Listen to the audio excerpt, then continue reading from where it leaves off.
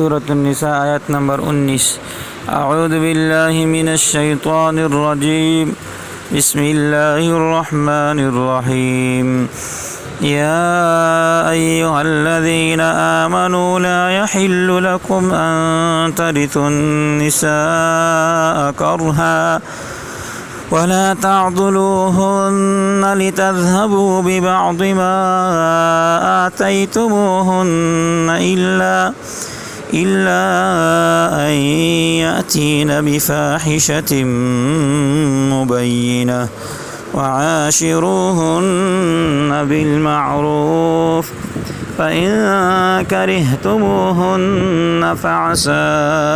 أن تكرهوا شيئا ويجعل الله فيه خيرا كثيرا.